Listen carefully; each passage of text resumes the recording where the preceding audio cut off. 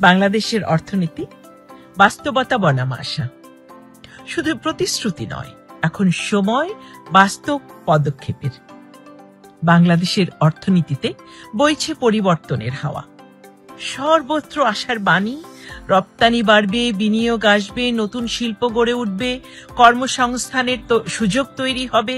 নানা আলোচনায়, বৈঠকে, সেমিনারে, প্রবাসীদের সংযোগমূলক উদ্যোগে প্রতিনিয়ত উচ্চারিত হচ্ছে আশার কথা, গল্পের কথা, স্বপ্নের কথা।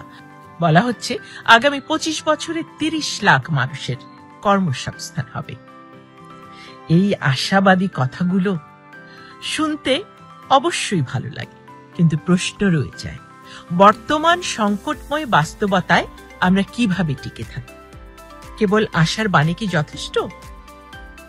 আমার কথা এই দেশের আরো 90% মানুষেরই কথা। আশা ও প্রতিশ্রুতির ভাষণ যথেষ্ট হয়েছে। আশা তখনই অর্থবহ যখন তার সঙ্গে যুক্ত হয় দৃষ্টি, পরিকল্পনা ও বাস্তবায়নের দক্ষতা।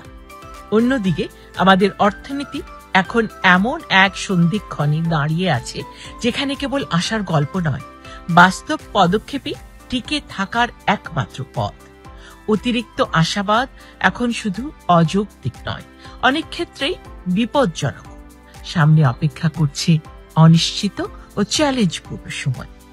সম্প্রতি যুক্তরাষ্ট্র বাংলাদেশের রপ্তানি পণ্যের উপর ট্যারিফ আরোপ করেছে, যা আমাদের ক্ষুদ্র ও নির্ভরশীল অর্থনীতির জন্য নিঃসন্দেহে বড় ধাক্কা। আমরা দীর্ঘদিন ধরে WTOর আওতায় বিশেষ রপ্তানি সুযোগ ভোগ করেছি, কিন্তু এখন সেই স্বস্তির সময় শেষের পথে। বিশ্ব অর্থনৈতিক কাঠামো দ্রুত বদলে যাচ্ছে। বহুপাক্ষিক বাণিজ্যের প্রভাব কমছে। আরো বৃহৎ অর্থনীতিগুলো ছোট দেশগুলোর উপর নিজেদের কৌশলগত স্বার্থ চাপিয়ে দিচ্ছে।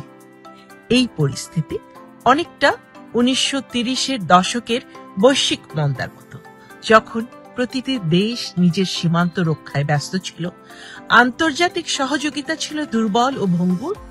আজ আবার সেই প্রবণতা ফিরে এসেছে, শুধু প্রেক্ষাপট ও রূপ বদলে গেছে।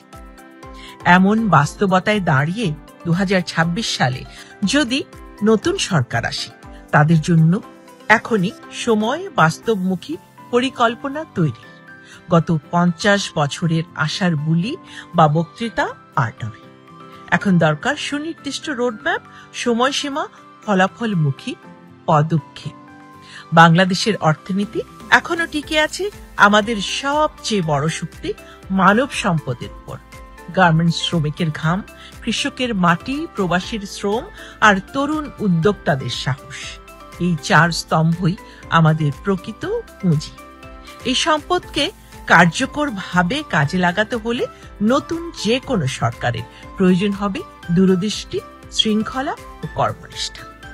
আশার বুলি নয়, কার্যকর পদক্ষেপই হবে আমাদের টেকসই অর্থনীতির ভিত্তি। আমি বিশ্বাস করি শুধু আশা নয়, দৃষ্টি ও কর্মই আমাদের ভবিষ্যতের পথ প্রদর্শক।